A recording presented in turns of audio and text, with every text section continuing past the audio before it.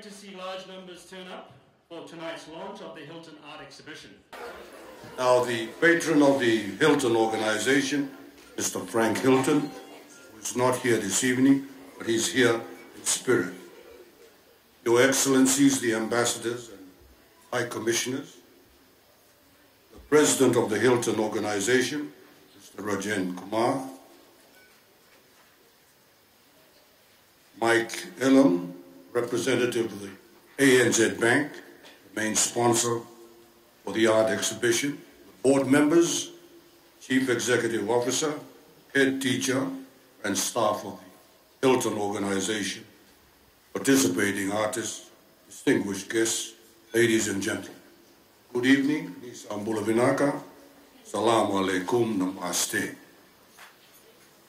It is indeed an honor for me to join you once again for the second Hilton Art Exhibition. I recall with much pleasure launching the inaugural exhibition last year, and I am most happy to see that the Hilton organization has not held back in its efforts to raise much-needed funds through a similar event this year. I am aware, and I fully support, the aim to organize the exhibition annually. Proceeds from these fundraising events will add to other sources of funding that will cater for a wide range of Hilton's activities. All of us are here tonight for this noble and worthy cause. In my view, there can be no other grander reason than to help those who are genuinely in need, especially helping with the education and welfare of persons with disabilities. Allow me on this occasion to make a special mention of a distinguished gentleman who is not here tonight, but is here in spirit. Frank Hilton, the patron of the Hilton organization. Frank Hilton and his wife, the late Mrs. Honora Hilton, contributed immeasurably to special education since their arrival in Fiji in the 1960s.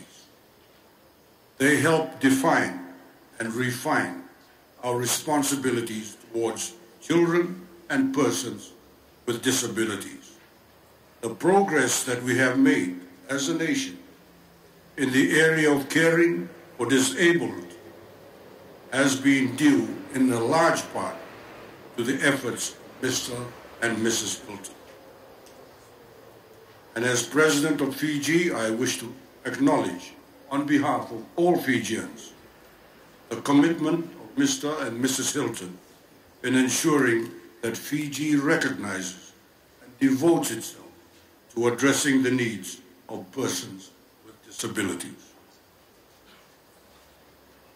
To Mr. Hilton, who is not here, I would like to say that it has been a great privilege to be associated with him all these years. Ladies and gentlemen, let us also acknowledge some of the achievements of the Hilton organization. The organization, as you have heard, was established in the early 1960s to cater for the survivors of the poliomyelitis epidemic of the 1950s. It created the first special education school in Fiji. Over the years, the organization also established the Hilton Early Intervention Center and the Hilton House Hostel.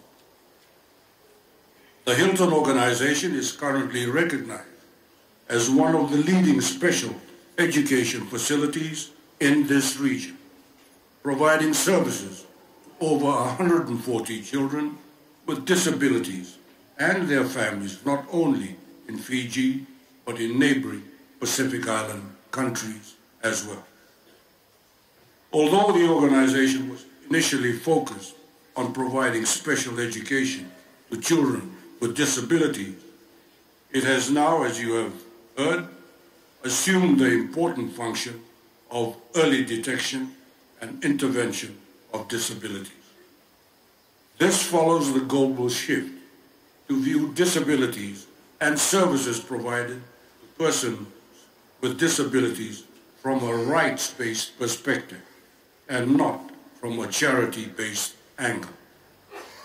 This new focus will, among other things, help fast-track the transition of children with disabilities into mainstream schools and, in the process, complement the government's inclusive education policy. The Hilton organization has now expanded and has set up departments in physiotherapy, audiology, and speech therapy, with its latest initiative being in early childhood education. The organization has effectively taken on a multidisciplinary team, MDT, approach towards education. I am advised that the Hilton organization is the first and only faculty in Fiji to adopt this multidisciplinary approach, providing a broad range of services under one roof. Now, as we talk about achievements, let us also record our congratulations to the members of the Fiji team, the Special Olympics in New York, who I had the pleasure to farewell last month. The winning of 3 gold, 4 silver, and 3 bronze medals is an achievement the country can justly be proud of. We can also take pride in the exposure that the entire team had in Special Olympics, which was attended by over 6,500 participants from 167 countries.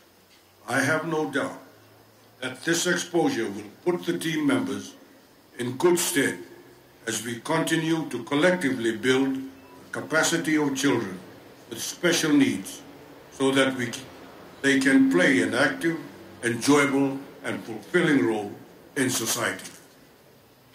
The team, as you know, was accompanied by the Assistant Minister for Youth and Sports, the Honorable Ilyas Ndilani, who himself is a sporting hero, having won Fiji's first gold medal in the Paralympics in 2012.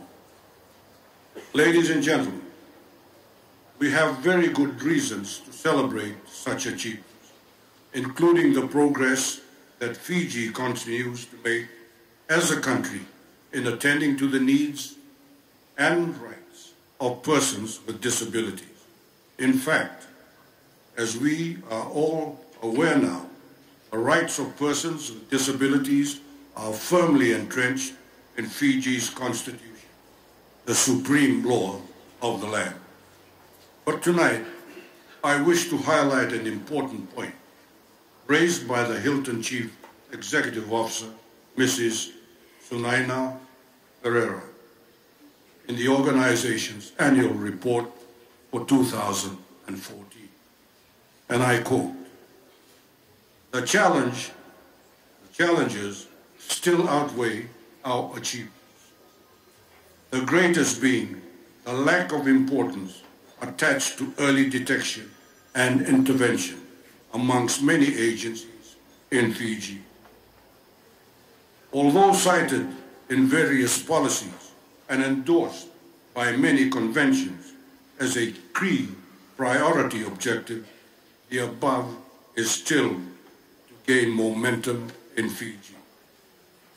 Sadly, at the receiving end is a generation of children who, without the proper support offered in their formative years and early childhood, stand a poor chance of being successfully integrated into the mainstream society." Unquote. In my address at the inaugural art exhibition last year, I indicated the need for Fiji to recognize the importance of early intervention and to take appropriate measure to address this. I said that early intervention will help a disabled child's developmental, social, and educational gains and can significantly increase the child's capacity to become a fully productive and independent individual. In the long run, early intervention could help to reduce the future costs of special education, rehabilitation, and health care needs. I also said that some countries have made early intervention mandatory through legislation. For example, the U.S. Disabilities Education Act, and that whilst the Constitution of Fiji provides a vastly expanded Bill of Rights, including the rights of persons with disabilities, I hope that we will be able to progress this to include the right to early intervention. Ladies and gentlemen, I believe that this may be the appropriate time for Fiji to consider making early intervention mandatory.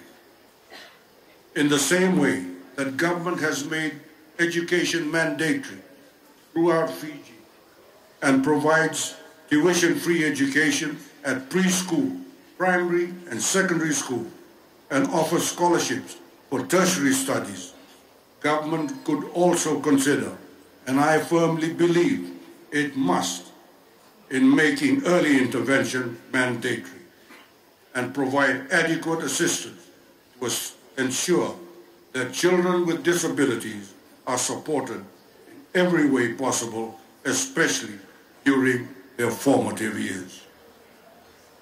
Ladies and gentlemen, in conclusion, I wish to thank all those who have contributed to the Hilton organization's progress to date. I thank all the stakeholders, including the sponsors and the artists, whose work we will enjoy viewing this evening. May this year's art exhibition achieve the success it rightly deserves. Thank you. Nakabagalebu, Shukriya, Bahut, Dynabad.